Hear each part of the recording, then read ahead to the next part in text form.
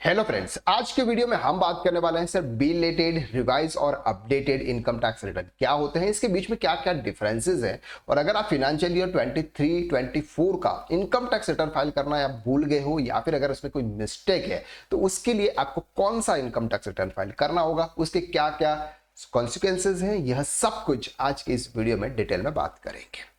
सबसे पहले हम बात करते हैं कि सर नॉर्मली अगर बात करते हैं फिनेंशियल ईयर 23-24 जो कि हमारा चला गया, 23-24 के इनकम टैक्स रिटर्न फाइलिंग की जो ड्यू डेट थी सर वो थी 31/7/2024, यानी कि 31/7/2024 तक आप normal income tax return file कर सकते थे। अगर इस ड्यू डेट तक अगर आपने इनकम टैक्स रिटर्न 9 फाइल नहीं की है तो आपके पास में एक और डेट थी, वो थी सर 15 जनवरी 2025। 15 जनवरी 2025 तक आप belated income tax return file कर सकते थे।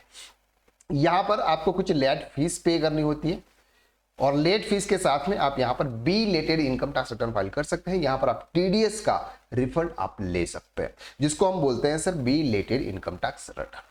अब बात करते हैं सर रिवाइज रिटर्न का। रिवाइज रिटर्न का सिंपल सा मतलब होता है कि ऑलरेडी अगर आप आईटीआर फाइल कर चुके हो और उस आईटीआर में अगर आपको ऐसा लगता है कि इस पे कोई मिस्टेक हुई है, आपको उस पे कोई करेक्शन करना है, तो उसके लिए आपको उस आईटीआर को रिवाइज करना होगा। प्रीवियस आईटीआर्स का जो भी आपका रेफरेंस नंबर है वो आपको वहां पर डालना होगा, कब फाइल किया था वो सब कुछ डिटेल आप वहां पर फिल करोगे। इसके बाद आपको उसमें कुछ एडिशंस करना है, कुछ सब्ट्रैक्शन करना है, तो आप वहां पे इजीली कर सकते हो।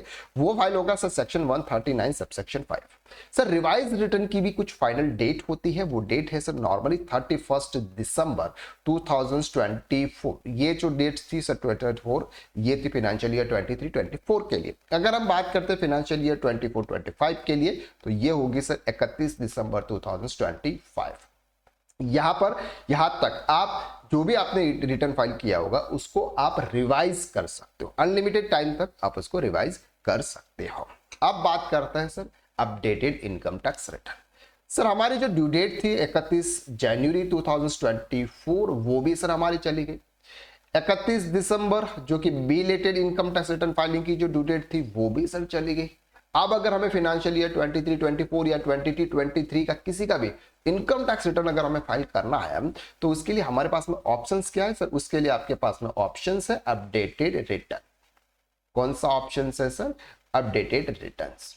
आप अपडेटेड रिटर्न फाइल कर सकते हैं। फॉर एग्जांपल फाइनेंशियल ईयर 23-24 का मुझे इनकम टैक्स रिटर्न फाइल करना है, फिलहाल में अभी मुझे इनकम टैक्स रिटर्न फाइल करना है, तो इसके लिए आपको करना होगा सर अपडेटेड। अब अपडेटेड का सिंपल सा मतलब होता है कि आपको अगर जो भी आपकी इनकम के हिसाब से आपको आईटीआर 1 फाइल करना है, ठीक है, तो आईटीआर 1 में इनकम टैक्स रिटर्न फाइल करते समय आपको एक सेक्शन सेलेक्ट करना होगा सर 8A, जो कि एक एक्सेल यूटिलिटी होती है। इस एक्सेल यूटिलिटी को आपको डाउनलोड करना होगा इनकम टैक्स पोर्टल से और फिर आप उस रिटर्न को फाइल करोगे। रिटर्न तो आपका आईटीआर 1 ही फाइल होगा, लेकिन उसमें जो सेक्शन होगा वो सेक्शन आपका सेक्शन 139 सबसेक्शन 8A होगा।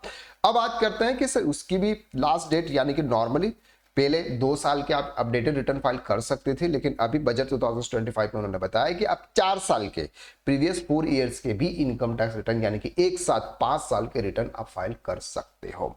लेकिन उसमें कुछ कंडीशंस है। कंडीशन सर ये रहती है नॉर्मली कि आप लॉस के लिए इनकम टैक्स रिटर्न फाइल नहीं कर सकते हो। अगर आपका टीडीएस का रिफंड है तो टीडीएस के रिफंड के लिए आप यहां पर अप्लाई नहीं कर सकते हो और मिनिमम 3 लाख रुपीस तक की इनकम आपको आपके रिटर्न के अंदर शो करनी होगी। अगर आपने ऑलरेडी प्रीवियस में कोई इनकम टैक्स रिटर्न फाइल किया हुआ है और अगर आप उसको अपडेटेड करना चाहते हैं और उसमें अगर आपकी कोई एडिशनल इनकम आई, एडिशनल इनकम का मतलब होता है कि सर मैंने प्रीवियस में फाइनेंशियल ईयर 23-24 का इनकम टैक्स रिटर्न फाइल किया जिसमें मैंने इनकम दिखाई सर 4 लाख रुपया, ठीक है, 4 लाख रुपए मैंने इनकम दिखाई। अब 4 लाख से इनकम इस बार मैंने अपडेटेड रिटर्न फाइल किया जिसमें मेरी इनकम होगी सर 5,50,000 रुपीज। अगर 5,50,000 रुपीज इनकम होती है और उस पर अगर कोई टैक्स की वैल्यू आती है, कोई टैक्स की वैल्यू की टैक्स कैलकुलेशन अगर होता है और आपको पे करना होता है, तो जो भी टैक्स पे होता है उस पर आपको 25, 50 और 60% के हिसाब से अलग अलग आपको उस पर एक्स्ट्रा टैक्स पे करने की जरूरत पड़ेगी। फॉर एग्जाम्पल आपके टैक्स की वैल्यू आई सर 10,000 रुपीज के, आपको अपडेटेड रिटर्न्स के अंदर इतना टैक्स पे करना है। अब सर अगर आप विद इन 1 ईयर फाइल करोगे 25% यानी कि 2,500 रुपीज आपको एक्स्ट्रा यानी कि 12,500 प्लस 4% एजुकेशन सेस ये आपको पे करना होगा।